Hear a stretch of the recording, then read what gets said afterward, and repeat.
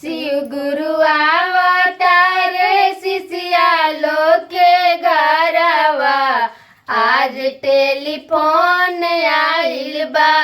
शिव गुरु अवतारे शिष्या लोग के घरवा आज टेलीफोन आइल बा।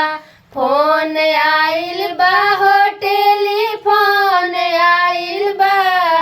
फोन आइल बा हो टेलीफोन आइल बा।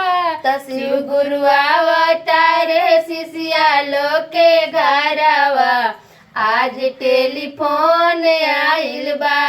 शिव गुरु अवतारे शिष्या लोग के घरवा आज टेलीफोन आइल बा। माथावा पर जटावा झुमात भोला होई है। लीलारा पर चंदा मामा चमकत होई है।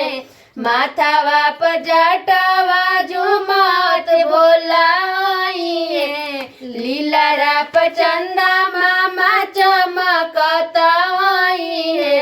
तो उनका जटावा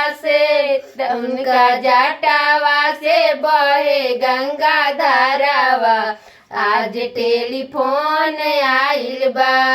उनका जटावा से बहे गंगा धारावा आज टेलीफोन आइल बा।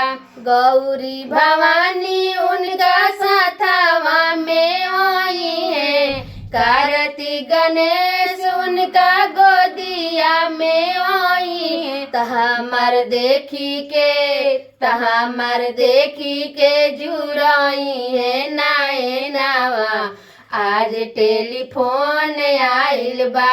हमार देखी के जुराई है नाए नावा आज टेलीफोन आइल बा। गंगा जी के पानिया से धोआ बचरनिया हो धोआ बचरनिया। भंगिया धतुरावा चढ़ैबा बेलपतिया चढ़ैबा बेलपतिया। गंगा जी के पानिया से धोआ बचरनिया। भंगिया धतुरावा चढ़ैबा बेलपतिया। त करब जरा चांग बदिए दयावा आज टेलीफोन आइल बा।